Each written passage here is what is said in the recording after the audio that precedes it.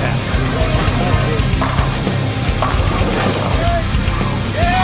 it.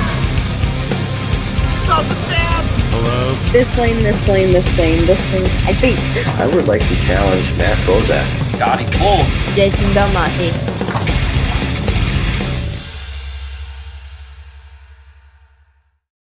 Good Wednesday evening, everyone, and welcome to another episode of Bowling with the Fef, a platform for you to share your unique bowling story live on our YouTube channel. It's a week of anticipation around here with bowling coming up, not necessarily behind us in the past week, and I've got a lot to say about that. Stephen Monson already in the live chat saying, "Let's go, Ralph." And if you are watching live, feel free to chime in the live chat. Tell us where you're watching from. Throw out a question, comment here and there. We'll be sure and read it here. And if you're watching on Team Replay, don't forget you can also leave a comment, and I do see them all. I try to get back to as many as I can, and I will certainly make my best effort to get back to you on yours. Well, $1,600 and a PWBA regional title are on the line this weekend in Minnesota. At the PWBA Twin Cities Regional. It's at Cedar Vale Lanes in Eagan, Minnesota. The ladies start competition at about 10 a.m. Sunday morning. 8 games of qualifying. They cut to the top 4 for a stepladder at 4 in the afternoon. We've got several past guests on the roster to compete in this one, including Brooke Allen, Amy Gonstad, and Jenny Wonders. You also have Carlene Beyer, who finished second to Hope Gramley in this year's PWBA Rookie of the Year race, and Brianna Andrew, who has bowling's greatest last name. I'll be at Cedar Vale for the day. Watch for video content from that event. I'll have plenty of it after things wrap up there and they crown a champion. Looking forward to a great weekend of ladies bowling. That's this Sunday. PBA League and PBA League Bowler Certification National Championship Clash are going on this weekend at Bayside Bowl in Portland, Maine. Here's a list of the finalists. You've got Lenny Borsch, Carlton Chambers, Verity Crawley, Tom Doherty, the pictured Trey Henriksmeyer from right by me in Eau Claire, Wisconsin, AJ Johnson, Liz Johnson, Derek Kindig, Hunter Lawless, Belinda Maple, Danielle McEwen, and Jake Peters doing battle in an eliminator format. 1 ball, low count out, and on we go. The Clash finalists practice at Bayside Bowl on Saturday. They go at it on Sunday, and you can see the competition on television. FS1, October 1st is the date for that tape-delayed telecast, and best of luck to all those folks who are going after the trophy they call the Duke. The first time they'll be handing that one out. Also, the PBA League, as I mentioned, starts in earnest coming up here. They will be going Sunday through Wednesday each evening on FS1. They'll have live shows with the finals on Wednesday at 7 p.m. Wisconsin time. We'll see who takes home the Elias Cup. The Portland Lumberjacks are the defending champions in that event.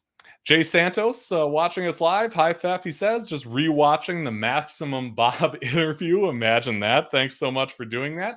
If you watch us, you know that Jay has had asked for that many, many times, and I'm glad I was able to make that happen. He was a great interview. You can see that right now on the channel anytime on replay, and it's a good one. It's had a lot of viewership, and big thanks to Maximum Bob for making the time for us here on Bowling with the Fef. Also want to thank my sponsor, Chip Magnet Salsa. Chip Magnet is an Eau Claire, Wisconsin company. They make salsa, they make relish, they make all kinds of other food products, and they distribute it to stores in 38 states and Canada. If you want it in Milwaukee, you can find it at Woodman's, Sendik's, Festival Foods, Pick and Save, Metro Market, Outpost, and several Piggly Wiggly stores, as well as Metcalf's in Wauwatosa. Or if you'd rather shop online, here's what you can do. Go to chipmagnetsalsa.com. If it's your first time ordering and you order $30 or more, enter this promo code BWTF2023. You get 20% off your purchase of $30 or more. On the website, limit 1 order per email address. And that is from our friends at Chip Magnet. Raise your snack standards. So our guest tonight is a racing fan. He's a football fan, but he is an ambassador for our great sport of bowling. Ralph Hibbard from Mukwonago, Wisconsin, is a longtime talent in the Milwaukee area, but if his last name is familiar, it may be because you've heard of his accomplishments or those of his family. He's got a great bowling family with a thumbprint all over the sport. His wife is a college coach and a Hall of Fame competitor, his sons as collegiate stars, incredible stuff. And we get to hear from the patriarch tonight in an episode that we are calling The Poll. We're bringing on Mr. Hibbard from Wisconsin. Ralph, welcome. Bowling. Well, thank you for having me. I'm probably the least distinguished bowler in my family, so congrats to you to starting at the bottom. So, no, it's definitely an honor. Like I said, I've seen a lot of great people. Thanks to Jill Weber, I got picked to be here. So probably because I have a lot of opinions, but. Well, that's a good thing. And you were talking about your family. It looks like one's already on live. There's Matt saying he's always been told Maximum Bob was his real dad. That's always been a joke. Man, Robert Smith was one of my idols, and my wife thought, he just throws it amazing. Yeah. He was one of the original. I know there's Mark Roth and everything, but when the resin started coming, watching him in some of the high roller matches, team challenges, and then early tour shows, Robert Smith was the man. Yeah, he was. And you can still follow him on TikTok and watch him bowl league, which I do. Once in a while. Guilty pleasure. And he's talking PBA 50 coming soon, so getting ready for it. You might see a little more of him on a higher level too. Awesome. Stephen Munson saying, "Let's go, Ralph." Yeah, there's a long story behind that one. Yeah. We Want to were. indulge us? Stephen was on Germantown, and my son Matt was on Mukwonago, which I was coaching, and they were probably the number one. I think they won state that year. They were probably one of the best teams in the state, and we beat them. And the kid that bowled behind Stephen, whenever Matt was on the approach, yelled, "Let's go, Stephen," really loud, to where it was pretty obvious what he was doing. So we beat him in 8. We beat him like 255, 253. Matt carried a plow in the end and just went nuts, and we beat Steven that day. There you go. And then he ended up bowling, and he's one of my son's best friends. He's a great guy. We crossed with them at state, but we still go back and forth on stuff like that. Yeah. So. No, it's great to have those memories and forge these great relationships through bowling. I think that's the best part of it. And I'm guessing you're probably in that opinion as well. Yeah, I met my wife through bowling. Most of my son's best friends and a lot of my friends are all bowling related. I met so in college, I've worked in a lot of different facets of bowling. I don't, other than coaching, I'm not in bowling right now, but I worked in a pro shop, and I also I took over from Doug Schmidt, the Women's Non-Pro Bowling Association. Okay. And I thought I could get more than 20 some bowlers. So, back then, before the interwebs and the internet, you actually had to go to find leagues and hand out flyers. And that's what I did. And my wife, Danielle Dobbs, at the time, she was bowling on Wednesdays at Kuglich's, and her dad was the executive director of the USBC.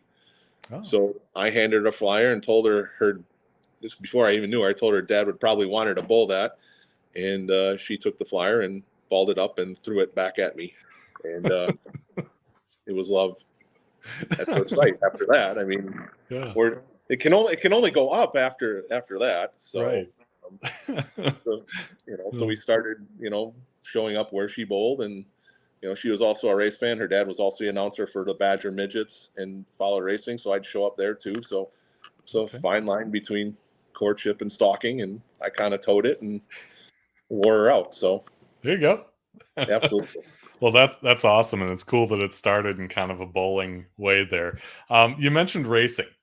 Tell me about that. I mean, you post a lot on social about it, and I've interviewed a lot of a lot of guys on this show who also have that love for racing. I mean, people like Chuck Gardner and Dale Traber. Are there parallels there between racing and bowling Well, that I just don't see? Because I'll admit I'm not really into it that much.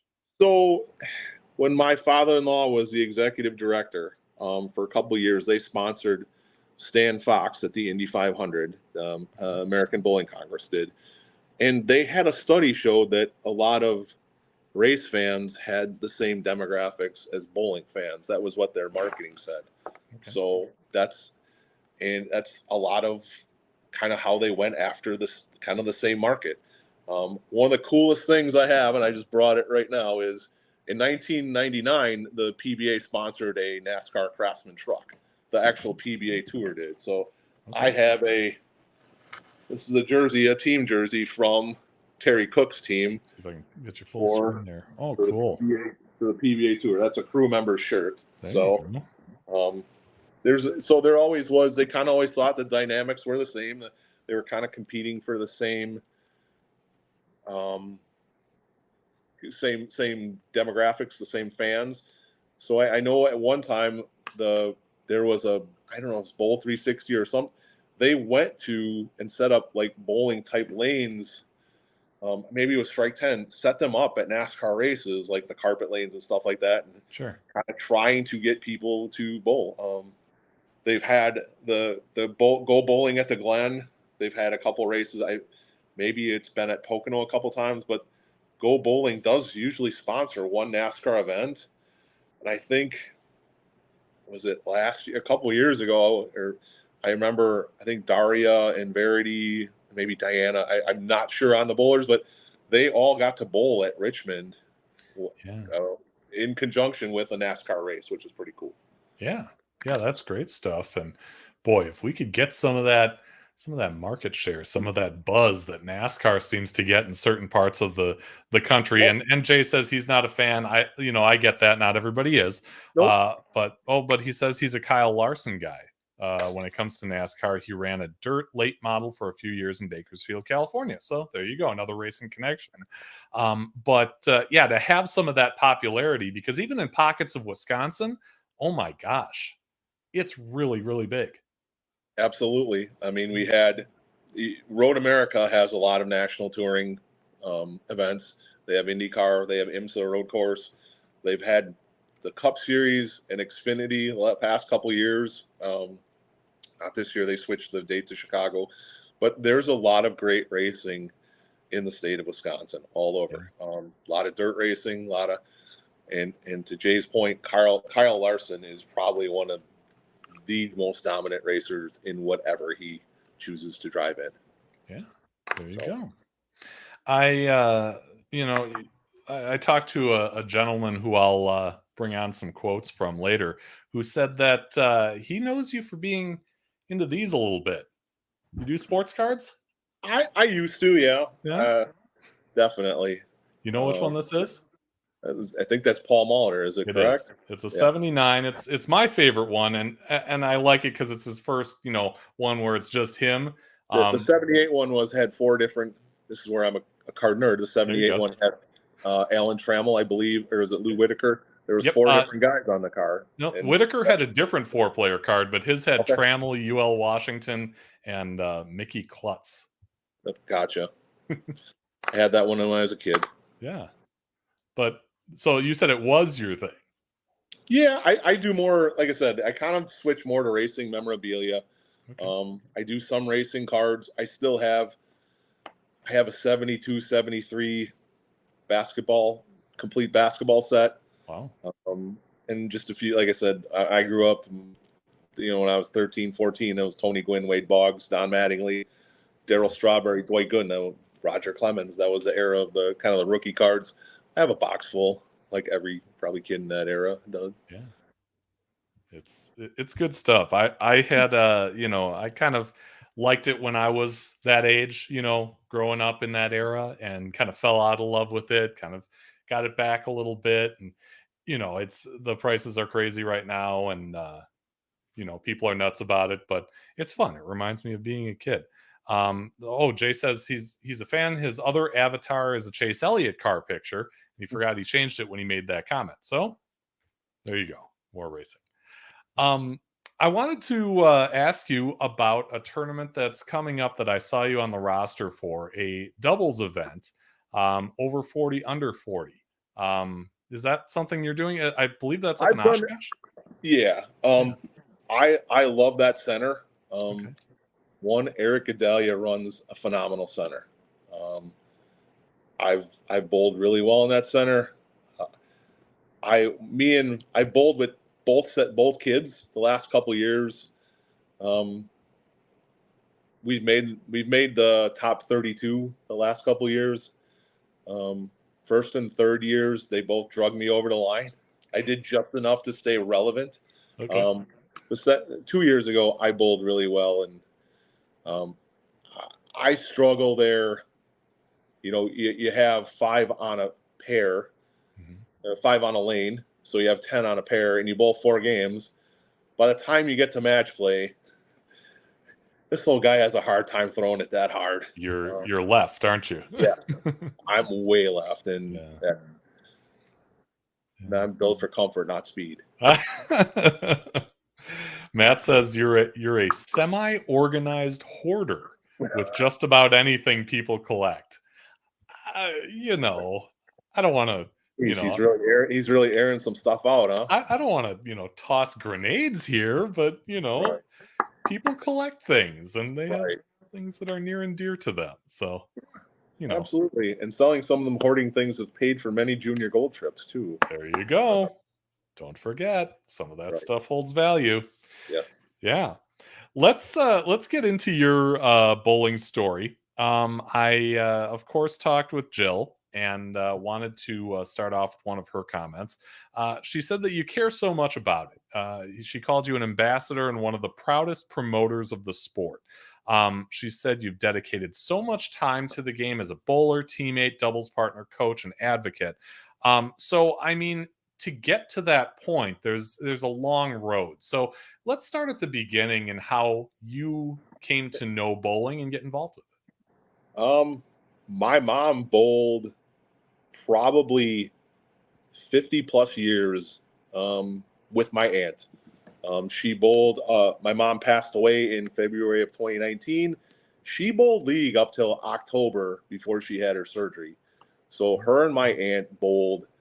And the first center they bowled at was AMF West, which was Red Carpet West at that time. Yeah. So in 1976, I got signed up for Learn to Bowl. And you had a lesson for 20 minutes, and then you got to bowl 2 games. Okay. And this is a true story. My first game, I struck my first shot, guttered off the sheet. My first game I ever bowled sanctioned was a 10, and I got a strike. And I proceeded to have 18 gutters in a row. Oh my goodness!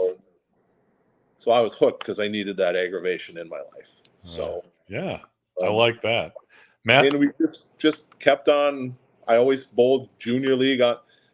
Back in the red carpet days, they had 8:30, 11 o'clock, 1:30, and you had 48 lanes of juniors each squad, each shift, and I bowled at 8. And it was just something you look forward to. You bowled every week. Then the better you got, you started bowling travel league. And I played little league and other stuff. I went to Marquette High School, and I love baseball. At Marquette High, we had Larry Heisel Jr., Sal and Sonny Bando were around the same. So I wasn't making that team. But in the summer,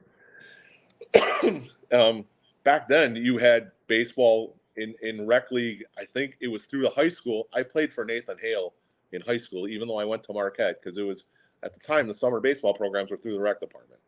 Sure. And I was a one-tool player. I could hit, not for power, below average range, no speed, and in air. Again, I could hit. That was about it. And I was playing right field for practice, for tryouts, and it was on. I was skipped league. You had to go to practice, so you couldn't go to league. First week of summer league, and I'm missing it, and a ball just got rifled over my head while I was thinking about why I should not in league, and that was kind of my sign that I needed to probably not play baseball anymore because I'd rather be at league. So there you go. All right. Matt said he never said he didn't appreciate it. So there's that. It's coming around there. Jay says his Fleer Cal Ripken Jr. rookie card is worth a pretty penny. Yeah, that's a good one. Definitely. Yeah. So as you're starting out, do you have coaches? Are you, and if so, who are they? Boy, what I guess when I started kind of getting a little more serious, I worked through high school. Chris Cooper was, and he worked at he was the head junior coach at Red Carpet West, and then he ended up working at headquarters till they closed. Then I guess when I started getting more serious, I worked under Brian Brazeau and Dale Traber and Ryan Lever at Precision Bowling Supply. And those guys helped me out a lot. Bowled a lot of junior stuff. I didn't have a reason. I didn't go adult till I was, I believe, 21. At the time I didn't see a need to go. I was in college. You're not making a lot of money, and you can bowl juniors till you're 20. At that time, maybe till you're 21, 22. So the first year out of junior, when you start bowling a lot of junior stuff, there wasn't as many tour events back then as there is now. Now there's so many great opportunities for scholarships and exposure. It's awesome to see the sport grow like that. Back then there really wasn't as much. So, you got to bowling when you were one of the best juniors. You think you're hot, and then you go and bowl in a league. I bowled the top 8 at Coolidge's West Milwaukee. We got boat raced I came out with a bunch of my junior friends. We all came out together. We all thought we were hot stuff, and we got boat raced every week.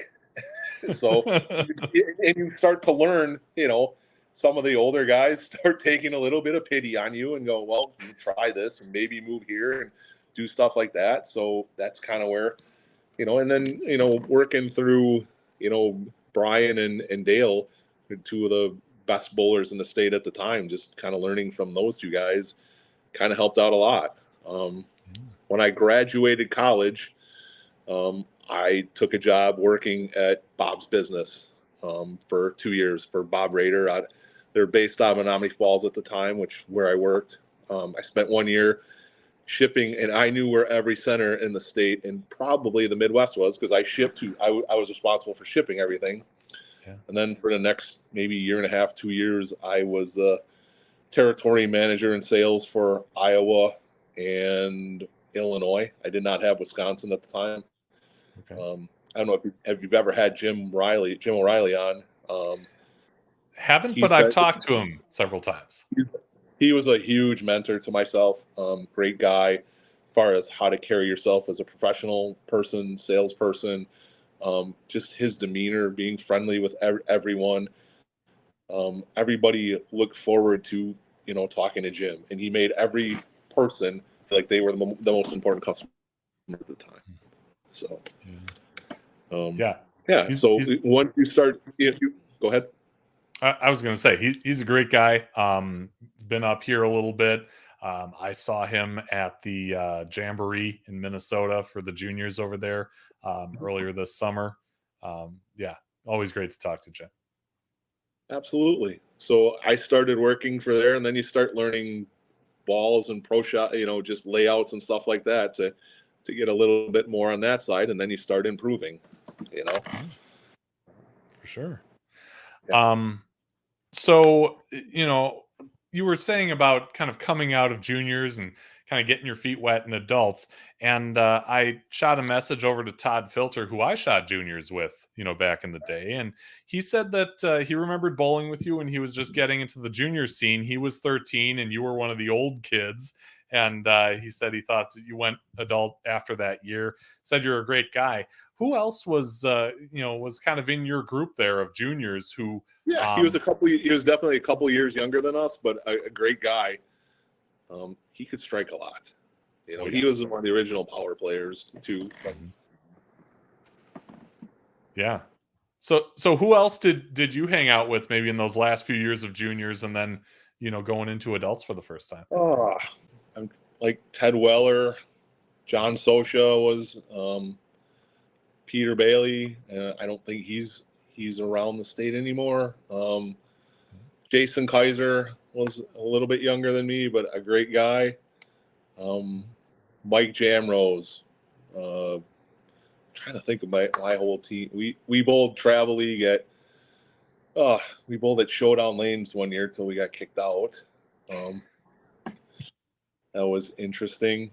And I bowled for a Red Carpet West Dallas at the time for Scratch and Scott Grappeton, Phil Schmaus. I mean, a lot of those guys, Grappeton's passed away, but Ted Weller's still around. I know Peter Bailey is still around. Brad Farnworth, he was another one he's still bowling. So, yeah. When you mentioned the leagues, what kind of tournaments were you in when you went adult? Boy, I took a beating the first couple of years. I tried to bowl a lot of the Terry Coolibert stuff, and you get your head beat in again, and the only way you find out how to get better is by bowling more and more. One of the most disappointing matches I bowled Ray Struby, he's got an eagle, and I just needed to make a 10 pin to win, and I shoot 213, and Ray can shoot 214 if he strikes out. So I whiffed the 10 pin, go in at 213, and he strikes out. So of course that was really disappointing. Yeah. In 1994, I probably had one of my best years. I bowled one of Coolibert's tournaments. I think it was at Oshkosh. Got hot, beat 3 Hall of Famers, and that was my one Terry Coolibert Wisconsin Scratch Bowlership Tour or Bowler Tour title. So I beat Gail Myers in the final, who's just a phenomenal bowler. Yeah.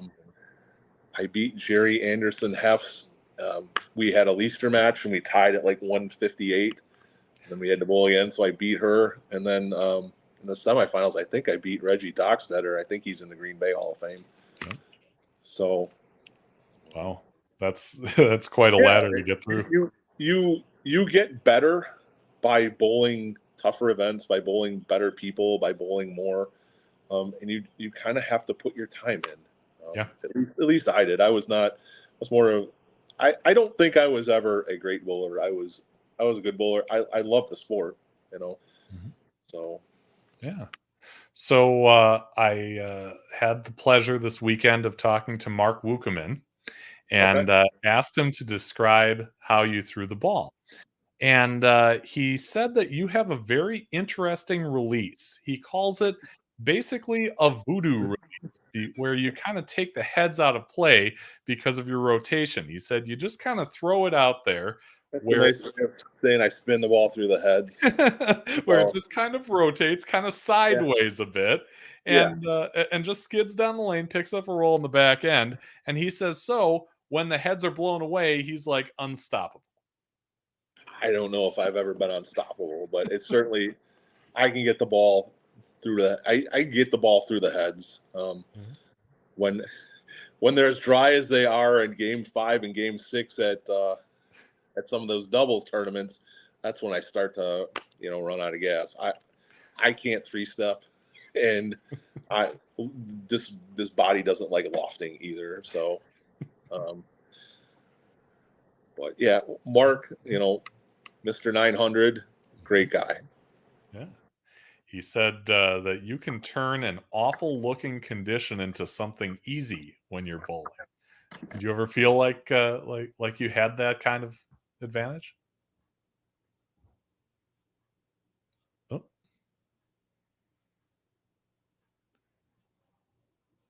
And it looks like he's frozen. Maybe we can. Yeah. Oh, he's still there? There we go. Yeah, that's. Oh.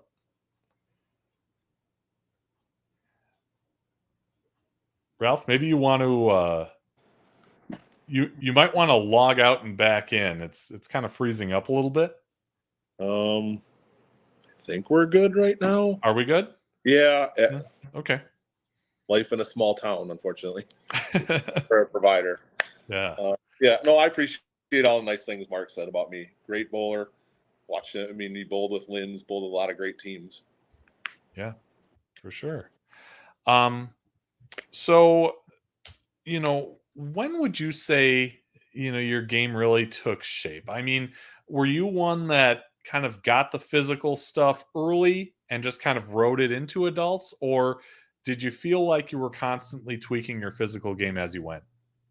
Oh, I've constantly tweaked. I would say I had from 93 to 98 was kind of probably the best era, because when you're done with college and you're working in a bowling distributor and you're on top of equipment, you know your game, you bowl twice, 2 or 3 times, and you're bowling tournaments all the time. We went out to, the first time I went to nationals was in 94, and we finished 5th. Wow. With just five guys in league, and I bowled at the Blue Mountain Metro that year, and it was a 6-team league, and we had 2 teams in the top 5. Wow. Blue Mountain, Hank Poznansky, Steve Brinkman, Mike Strani, Bob Greenfield, and I'm missing one person, maybe Dave Albrecht. Those guys won, and to have a 6-team league and have 2 teams finish in the top at nationals was awesome. Yeah. We did not bowl good in singles and doubles after bowling as good as we did in team. We did not go to bed on time. That was a rough one in Mobile. Yeah. So, but that was fun. 1998, I moved in on a different team with Matt Zager, Rich Larson, Jeff Rampart, Jeff Floyd. We finished 10th out in, I think we were in Reno. We were on the squad. I think John Socha's team ended up winning that. That was fun. And that was kind of the era of when I was probably bowling the most and doing the most.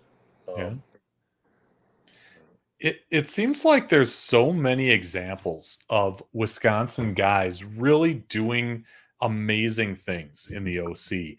I mean, having been there with a top 10 finish like that, I mean, is there any way to tell why there's such great results from our state on that big stage? I really don't know. I know we have a lot of high-end competitive bowlers that maybe, guys like, Dale Traber tried the tour out later in life. There's a lot of guys that maybe could have bowled out on tour that just, for whatever reason, money-wise, maybe didn't. And I've been bowling league with him, but I've bowled a couple tournaments with him. Don Cook is probably one of the most underrated bowlers in the state of Wisconsin.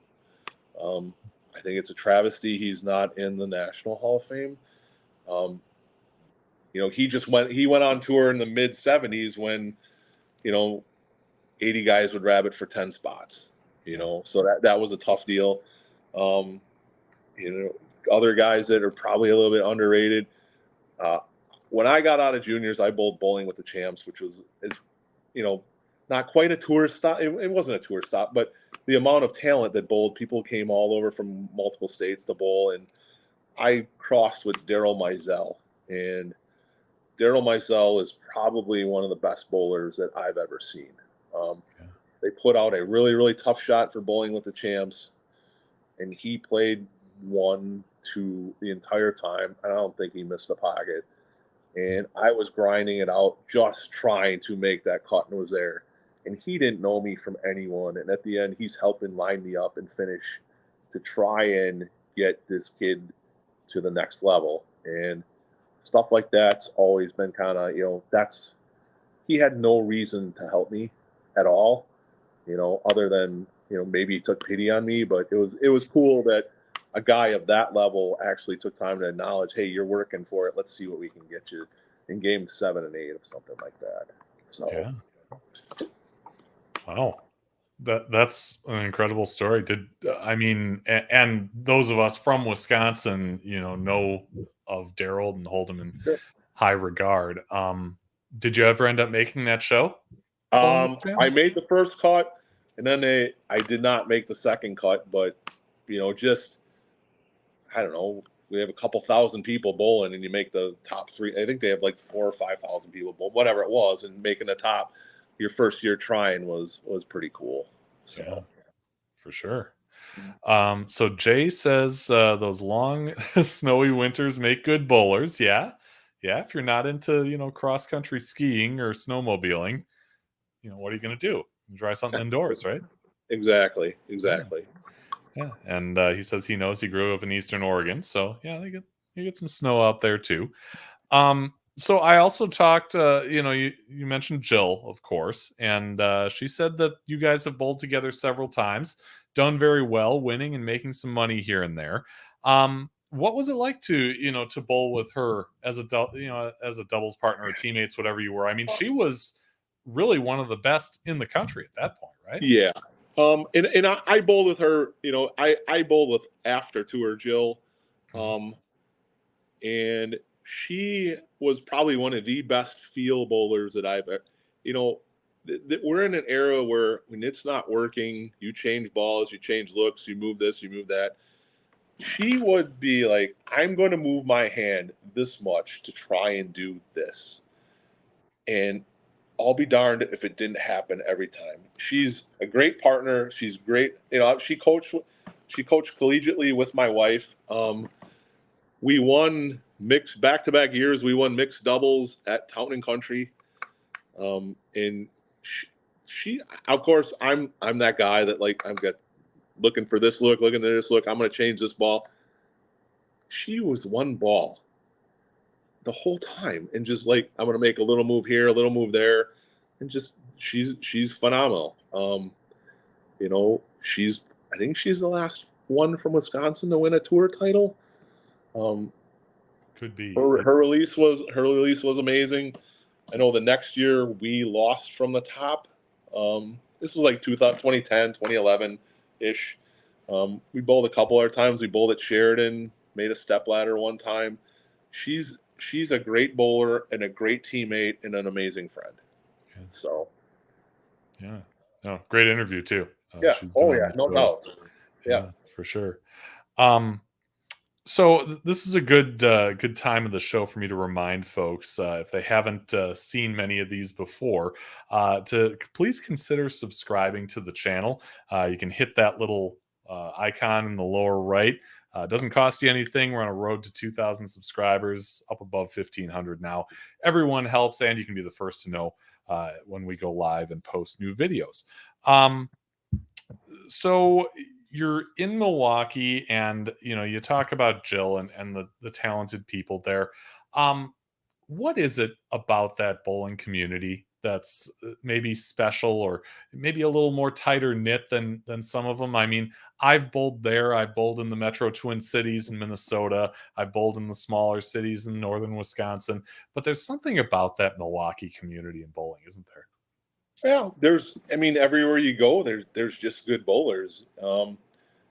There used to be it used to be a little bit more concentrated league-wise and stuff, and it's a little bit more spread out. But there's just an amazing pedigree of bowlers. I mean, the guys from Bowlers Headquarters, they're really good bowlers. Chad Kloss, the people that all bowl there.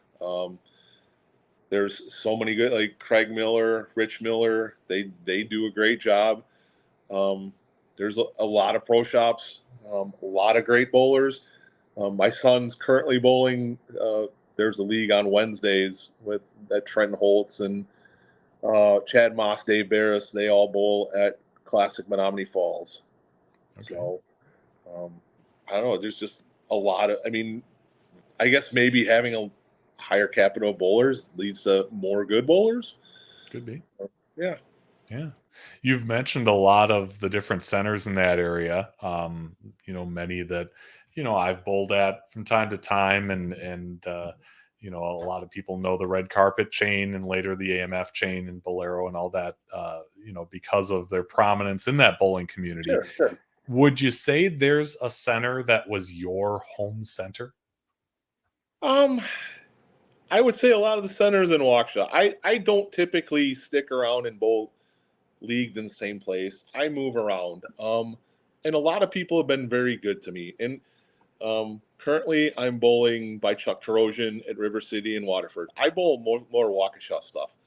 The Hainan family, which owns Sussex, which I don't bowl it, but I bowl it. Sunset, I bowl league at Fox Bowl on Tuesdays. They do a great job. Alpine Lanes, owned by Curtis. Curtis is a great dirt track racing fan. He's a great center, and they probably have the best pizza around. Jay's Lanes, that's kind of my home center. It's more of a center and a bar. Great food there as well. Jeff Jay treats me well. He does. So and again, being where I ship to most centers, coaching high school, being in all the centers, I know a lot of people. New Berlin Bowl is very good. Blue Mountain Bowl. West treats me right, or treats us right. You know, in about 2 years ago, AMF Bolero, I felt made a huge effort to clean up. I bowled, you know, this year we bowled a lot of high school events, and in the past it had been a struggle. They did a great job. They did a great job staffing. They were always oiled, and then I wouldn't necessarily say I bowled in the PBA league thing. I participated, and that was one of the best run tournaments I've had. I mean, it was smooth, it was clean, it was a great shot. I just chose not to hit it very well. Oh, that's funny. But yeah, I mean, there's a lot of people who share your sentiments about that LVC tournament, and hopefully, I hope I would like another. I hope it stays one more year in Wisconsin, because I'd like another shot at it. It was very well run. Every once in a while I've been critical, and I've tried to stop being critical, because the more you complain about bowling centers, then they disappear, and that just doesn't do anyone any good. Right. So. That's true. So let's talk about your family. Okay. You know, of course, Jill couldn't hesitate. Said you're a proud parent and husband of the best bowlers in the Hibbard family. You're all right yourself as well. You know, let's kind of run us through. You know, your wife is into bowling, your sons are. What should we know about those three that maybe those of us on the outside looking in maybe don't? My wife has made an awful lot of sacrifices, coaching wise. And then, you know, I would say about 2010, 2011, I stopped going to nationals, and I was bowling a singles tournament. My kids were playing a football game, and I'm looking at my phone between shots, and I'm like, I'm more concerned about the football game. Why am I bowling a tournament? So that's kind of maybe the era where I dialed it back. And we never pushed like, hey, we bowl, you bowl. We never really did it that way. We tried all kinds of sports, and they love bowling. And at the end, we did summer baseball. We were all in on football, and we they love bowling. My son Billy, who I refer to as number one, he got his first. He was a Deandra Ask Betty fan. He got his first ball was a Nebraska Cornhuskers ball, and he got it for Christmas. Boy, I want to say 05, 06, and somewhere around that era. And he cried when he opened it up because it was broken, because it didn't have holes to put his fingers in it. Oh, no. So we had to explain to him that you have to go to somebody that fits it in your hand. Right. So that first night, about 1 o'clock, I hear this horrific thud. He comes out and he goes, just don't be alarmed. The ball, I was sleeping with the bowling ball, and it fell off the bed. So I kind of became, you knew that was going to be his sport. Yeah. So my younger one, I mean, he's so they both kind of go about it a little bit differently. I would say Billy's more of like a smooth, kind of like a tweener, has enough on it, analytical, works all the time. He got a lesson in 2008 from Deandra, and I can still see a lot of the tendencies from that lesson in his game today. My other son, excuse me, he's always been pure power. His idol was, I don't know if you know who Chad Moss is. Oh yeah, great bowler.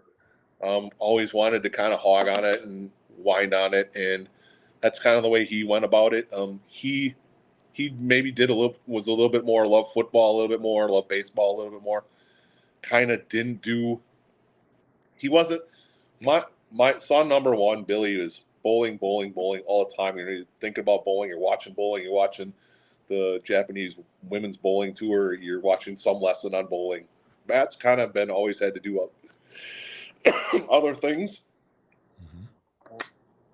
So, in they both kind of did it their way. So, yeah. My wife, did a lot of coaching of them.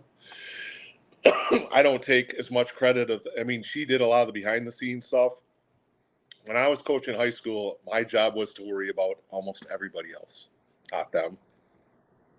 So she kind of, put her career, her bowling, a little bit on the back burner to help, those two guys develop. Yeah. So. And develop they did, like I mentioned at the top, both of them collegiate stars.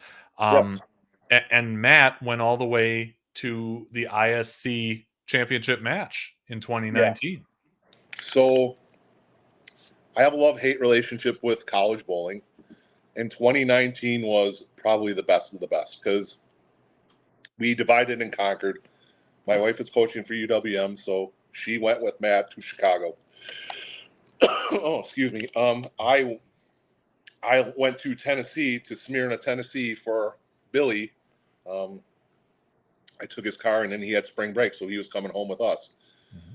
So to have both kids, St. Ambrose won a sectional by 600 or 700 pins. It was stupid, the reaction they had.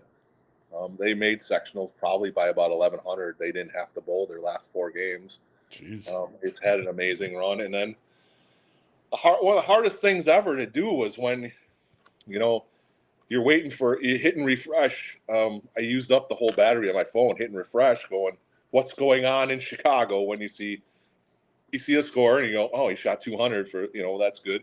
Because in 2018, they both finished in the top 25 in their sectional, but that really doesn't, there's only 24 spots, Yeah.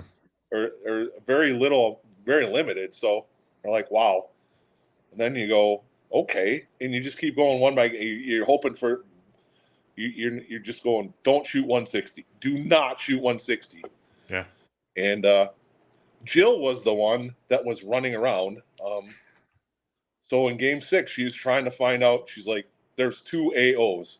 If we need to make sure we beat one of them, or, and so if you ever been to Stardust, there's 88 lanes. And she figured out who Matt needed to beat. And, you're looking at this little screen and like, will you just refresh already? And you see X and X. And I'm like, all right, that's going to be, because he had a pretty good lead. And just to have that happen, that was an amazing, dad moment, to have that happen. Yeah. Did you get to see him? I mean, did you get back up there for the championship? No. Well, yeah. So they made the finals, and both of them made the finals. So we won a week in Dayton, Ohio. So, that was Monday. You go and practice, and then Tuesday, Wednesday singles, and then Thursday, Friday's team. Mm-hmm. So, you go and qualify. Everyone qualifies. You get ranked 1 through 8, get a bye. And he had 1 or 2 bad games, so you're like, all right, you got to bowl the first round match. He doesn't get a bye.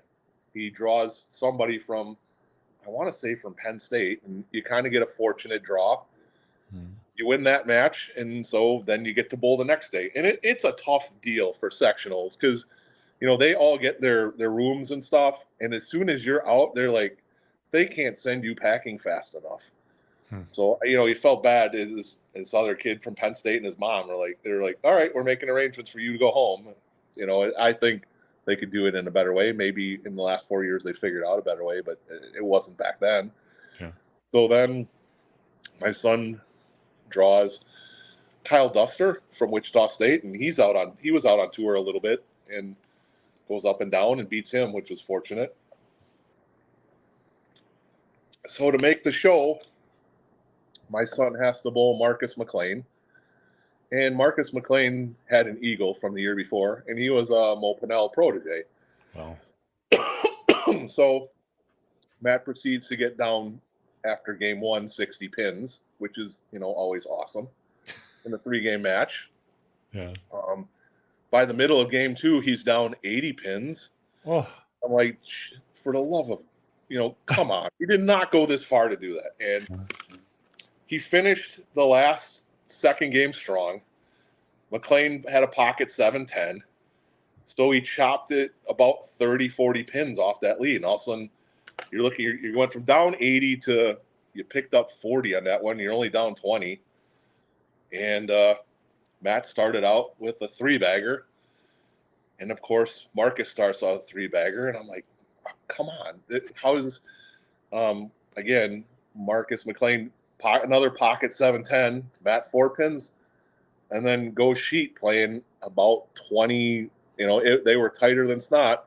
Shoots 279 on the win to make the show. So that was one of the coolest things again, another proud dad moment. Yeah. So. Holy cow. Yeah. It's amazing. All right. I want to catch up on some of these comments here. So, Jay, shout out to Jay's Lanes. Love that. Jay's out west. He's never been to Jay's Lanes before. At least I'm guessing not. But it's got a great name. He says he refuses to bowl at any Bolero. Wants to know how many PBA Tour victories you have. Did you ever consider going out on tour or doing regionals or anything like that? I made one regional final. Okay. There was one where there was a bunch of PBA ambassadors. I want to say Mike Edwards, Randy Peterson, Pete Weber, and at I believe it was Maple Lanes in Sheboygan. Okay. So I made the top 24, started in 24th, and won my first match, and proceeded to go about 4 hours without winning a match. I was 3-16. That I learned quickly that I lost to Randy Peterson 235, 234 because I 8-count in the fill ball. Pete Weber is one of the greatest bowlers of all time. I lose to him because I can't fill out of a frame. I won my second match, so I beat Guy Boris the first game, and I beat Guy Boris the second game. We bowled for 23rd and 24th, and then 16 games later, we bowled for 23rd and 24th. The one game I won, I beat Mark McDowell. That was the year Mark switched to Hammer. Hammer didn't have any reactive, and Mark had me beat and threw a gutter ball trying to make a ball do stuff that it wasn't meant to do. And so I went 3-13. I bowled 4 years in the Masters. In 2007, I actually caught a check at the Masters. I had an amazing block. I had never been plus in 04, 05, 06. I struggled big time there. And it kind of got wind that it was the last time I was in Milwaukee. And I'm like, well, I'll give it one more shot. Yeah. I shot 237 my first game, caught a couple connectors, and I'm like, I am plus for the first time in the history of me bowling the Masters. And I proceed to, move pairs, get lost, have the last 5 or 6 to shoot 190. And I'm like, well, that's not bad. That's 2 games that you're still plus. I get on another pair, switch balls, shoot 230, go to another pair, have to have the last 5 with a connector to shoot 190 again. And I went to the backside at Bolero, which is the short side. Yep. I caught a pair and shot 258. It was, and I really didn't bowl very good after that, but I was plus like 126 after 5. So back then you didn't bowl 3 times. It cut to 64. You bowled 2 games, then they cut to maybe 1 out of so many. So I finished like 95th or something, but I got a check, so There you go. I still hold that above my two sons that I got a check. At the Masters, yeah. So Jay has says team format bowling is a complete snooze fest. He's mentioned that a few times. He's not a fan of the team bowling. Morgan says that Danielle is the best Hibbard. Oh, absolutely. And again, my wife sacrificed a lot of things to help all of us bowl better. In some of those years when the kids were young, she watched the kids so I could bowl a lot more, put a lot of her own. And again, selflessly coaching. She's coached. I always refer to her as the best Hibbard. Everyone does. I have son number one's number one, and then Matt's number two, and then she's the best Hibbard. She coached 5 years at EUWM, and again, in a club setting, you don't get paid. It's a labor of love. It was, a lot of money that she earned went to the passion of the sport. I know she's helped out my two kids, Morgan Brooks, Trenton Holtz. She coached the guys and girls. The one cool thing, like collegiate bowling, all three. My wife was up for club coach of the year twice. She finished second in a national championship match coaching the girls a couple of years ago. My son for St. Ambrose finished second in an NAIA match to Weber in 2017. And obviously Matt made the TV show and finished second to Tom Hankey in 2019. So a lot of cool things with college bowling that I've really loved. Like I said, I do have a love-hate relationship with college bowling. As great as 2019 was, 2020 absolutely sucked, with the way it ended. So having unlimited, I do not have unlimited off days. So the Hoosier was the last tournament of 2020, and that was basically the last college tournament. So being in 2019, I used 2 days of vacation for sectionals, and then I was already budgeting. Matt was going back at Addison Stardust, and Billy is going to Smyrna, and both of them had won in events before there. So you were kind of thinking, I budgeted a whole week for, I want to say it was Detroit, and I budgeted 2 days for travel. And so I skipped the Hoosier. So St. Ambrose ended up winning the Hoosier. I watched it on live stream, but I did not, I saved a couple days vacation, and, you never, that college season got wiped out. And that's always kind of been a rough one, because you thought, especially the next year when St. Ambrose makes the finals, and it's basically the same team without your kid. I mean, I still rooted for them. Those guys are awesome. Yeah. But you always wonder what could have been. So if I would give any advice to somebody going future, go to the next event. Don't ever go, you know what, I'm not going to go to this one. I'm going to skip and wait to go to the next one. Sometimes the next one never happens. So yeah, that's true, especially with, like you said, 2020. That was a rough one for a lot of folks, including college, definitely. For sure. So, so Morgan says Danielle's the best. Liz says Danielle's the best Hibbard. Steven, Danielle's the best Hibbard. Crown Royal? Anything there? Drink of choice. Okay. when you're done coaching some days, it's what you need. Okay. Yeah. So Jay says we call those turkeys in my region. He said that you were knocking at the door. Congrats on getting out there and giving it a shot. The Masters he's talking. Matt says, don't get me started on being number 2. Yeah, he gets a little sensitive about that every now and then, but he'll get over it.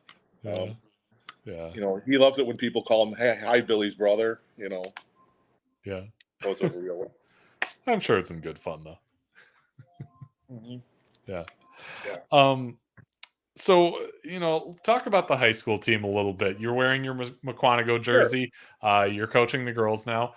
Tell us how you got into that and what it is about high school coaching that Well, it kind of does it for you. um, I like high school because it's still fun. You obviously it's a sport, but you want to make it fun and you want to keep kids engaged and you want to keep it going. Yeah. When you coach at a college level, everyone's there. It's a little more intense. Obviously, it's a lot tougher. I try to make coaching fun. Mhm. Um, I took over the program in 2013. We had a great run. I coached guys, and you during those years, I pretty much coached and worked with everyone else.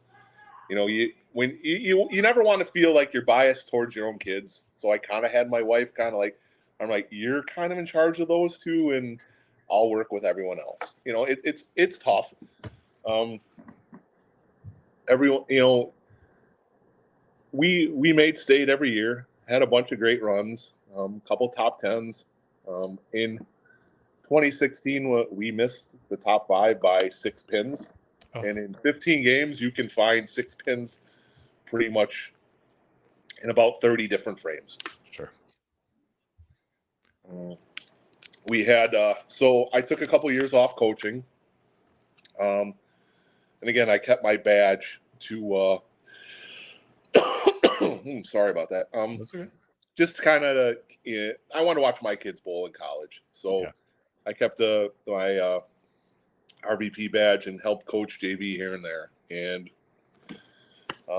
things that people don't know, the 1 year that Whitewater was the only school in Wisconsin that was allowed to bowl in 2020, 2021.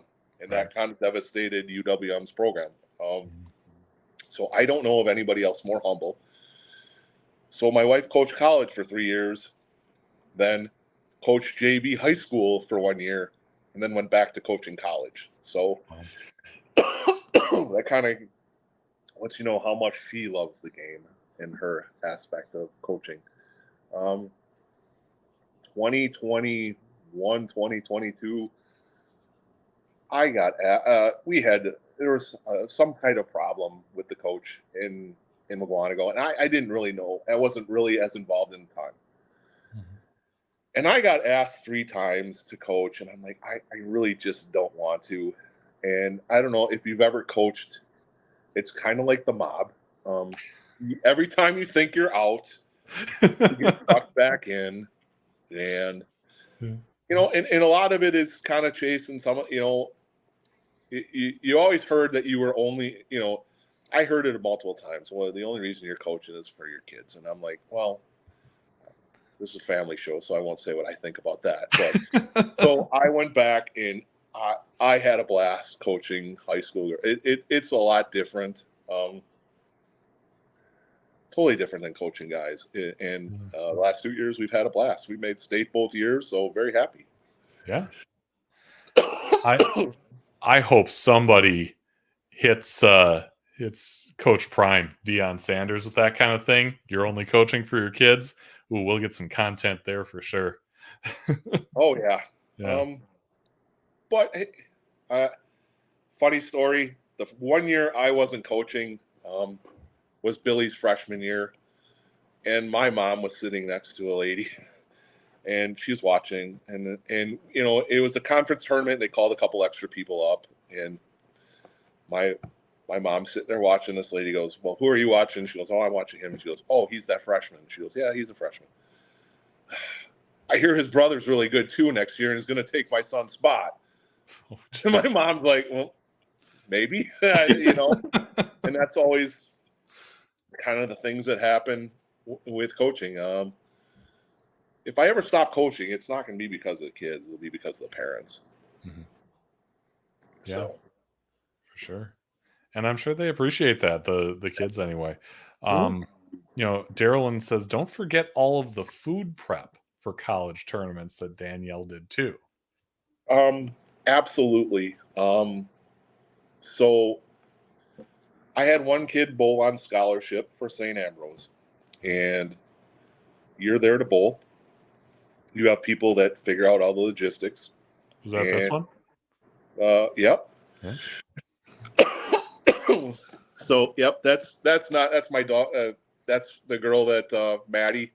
She followed one of our friends. I coached her in high school, and she went to St. Ambrose. Okay. My son also went to St. Ambrose. So when you both run those programs, you hop on a bus, you put your headphones on, you drive, you get per diem and everything. Mm-hmm. For UWM, I mean, the challenge isn't just the bowling; it's the fundraising. Yeah. Sport club. I mean, as you know, you both for UWM. Sport club gives you some money. Mm-hmm. You have to work your way up to get other money.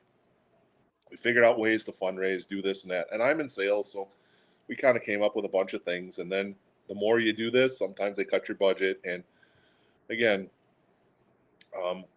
we funded the food, and she made, she found out what everyone liked. And every week was like, all right, let's do this, and this. And the tournaments, you had 3 teams because you had JV, you had 3 different bags to pack and make sure they're ready. Yeah, that's a lot. Mm-hmm. Definitely. Yeah. So what UW Whitewater did as a club program to beat everyone is unprecedented. I think it's going to be tough for anybody to ever do that again, just because of the logistics. Yeah. There's so many other programs, and congrats to Sean and Brandon for convincing the best bowlers in the world to go to Whitewater, Wisconsin.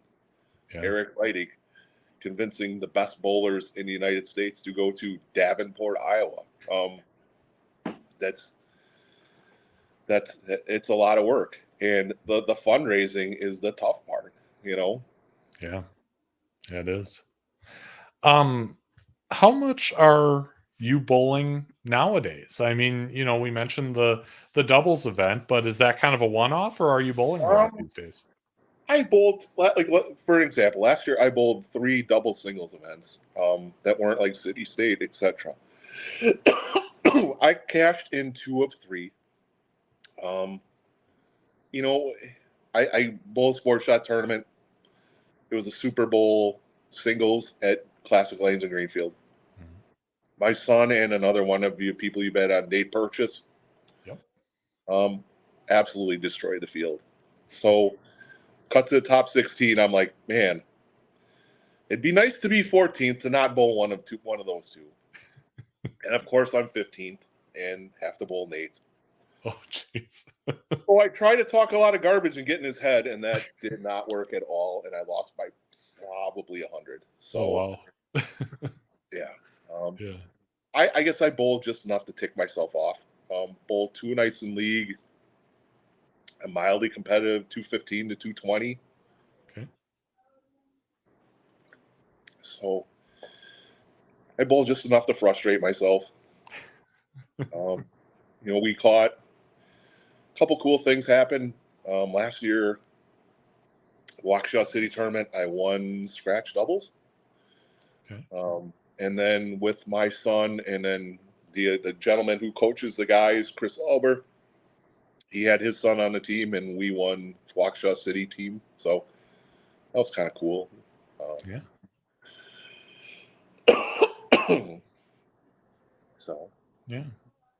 When I talked to Wukeman, he said all that stuff about you, and he kind of capped it off by saying that he thinks you're underrated and can't understand why you aren't in any of the Hall of Fames. Is that something that is on your radar? Is it something where you're going for a Hall of Fame, or when you argue when your wife is a 2-time Hall of Famer? I guess, yeah. I don't know. I mean, I guess I think I'm one of the all-time goods. I don't know. Maybe in Waukesha I get in one of these years. Maybe I don't. Mm-hmm. I would think last year 2 city titles. I think that brings me up to 5 there.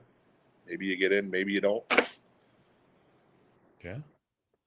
I will tell you this: the more you go down the coaching road, you worry about everyone else's game, and then sometimes yours gets away from you a little bit. Sure. I can see what everyone else is doing. I make moves and all that. And then when you're doing it, you're like, what am I doing here? You know? Right. Yeah. Yeah. How much longer do you think you'll do the coaching thing? I know you said it was the mob, but everybody's got their limit, right? I would say 2 years. We have an opportunity for a co-op this year to be really special. Okay. Kettle Moraine. I have a girl that's a junior this year that I guess I'd like to see her through. Elizabeth, she's the best teammate I've ever seen bowling. She's 4.0. Plays softball. Missed state golf championship a couple years by 2-3 strokes, and bowls 5. She bowled 5 as a freshman. Wow. So you'd hate to go 3 years and go, all right, I'm out. So. Yeah. But that's it. After that? I think so. I mean, the tough part about, I'm also on the high school board for our district. The tough part about the deal is there's not a lot of other people that step up. So I guess if I could send a message, there's a lot of great bowlers in Wisconsin and in other places. If you have an opportunity to, I've bowled a lot of things. I've shot 300s and all that. But when you coach and you can teach, and one of the years that when I was coaching, I coached a middle school team, and it was kind of like the land of misfit toys. I like all the kids that just kind of got left over. Mm-hmm. And I had a kid that struck one time on lane 9, which is awesome, but he was bowling on lane 8. Sorry. Like the kid next to him goes, well, do I get to keep the pins? I'm like, no, you don't. So, but I stopped in at River City because I was bowling league, and then when you see a kid like that at the pro shop before you, going, I need my own bag, I need my own ball, I need my own shoes, I want to do this. There's really nothing more rewarding than that. When you get other people to have the love of the game and want to play it.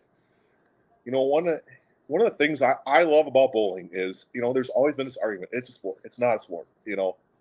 Anytime you can drink and do it the same thing, it's not a sport. Well, bowling's all things to everybody. I mean, you're never going to convince somebody that when they're bowling, like like on the commercials and they're throwing it up the middle and they got the bumpers on, and they're eating pizza and having a good time, that's a sport. That's an activity at that time. Mm-hmm. But if you go to junior gold and you bowl JBSTs and you bowl scratch tournaments on sport shots, you bowl PBA events, when you bowl 8 games like that on stuff like that are as tough as that, you can't convince me that it's not a sport. It is.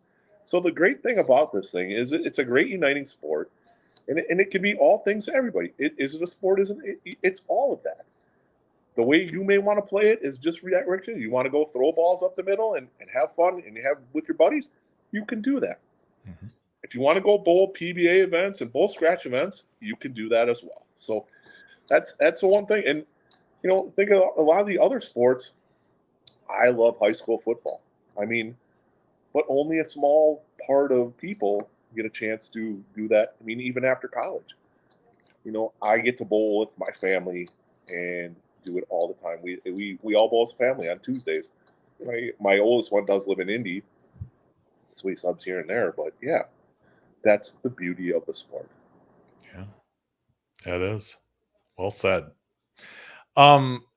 If you've watched the show before, we do this thing called Off the Sheet, where I ask you to challenge somebody else. Doesn't have to be the greatest bowler in the world.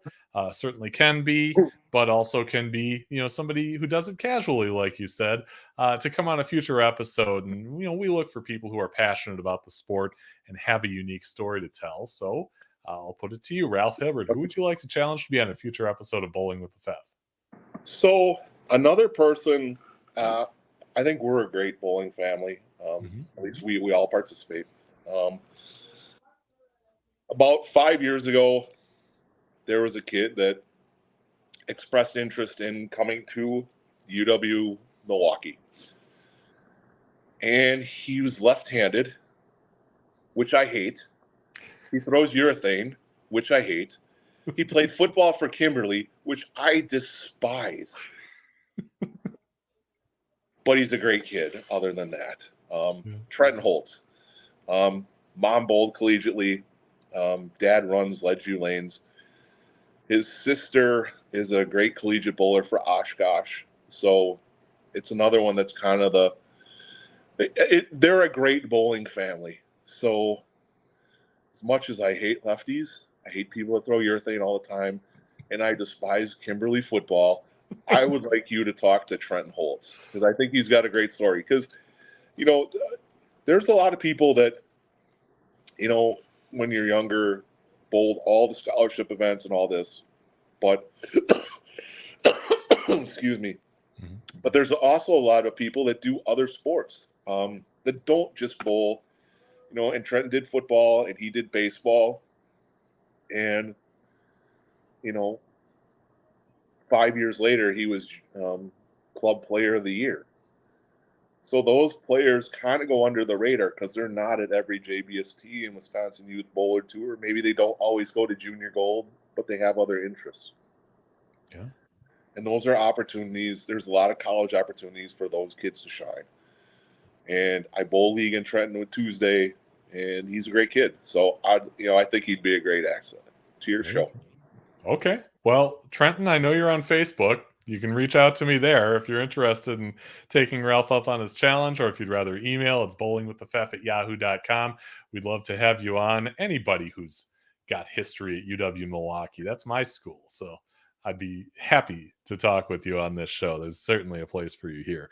Our next episode's coming up in a week, and we go from one great bowling family to another to kind of keep the theme alive. This is Gary Hulsenberg. And if you're not familiar with his name, you might be familiar with what he does for Storm Bowling. He is a familiar face on the live stream on Facebook, The Morning Bolt, or you might know him because his wife is Leanne Barrett Hulsenberg, a PWBA and USBC Hall of Famer. So Gary will be our next guest a little bit later this time, Wednesday, September 27th, 8 p.m. Central, instead of the normal time of 7 p.m. But we hope everyone will join us live for that. Ralph, it's been a pleasure getting to know you and your bowling story. Thanks so much for coming on and sharing tonight.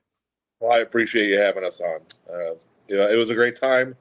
Love the show. I love the fact of the positivity of the bowling aspect. Yeah. No, it's it's a great sport that I think everybody should know about the characters in it. We're all one of them, and happy to know you and get to know your story. It was fun for me too. But thanks everybody for tuning in. Hope you enjoyed it as much as we did, and we will see you again next week. Until then,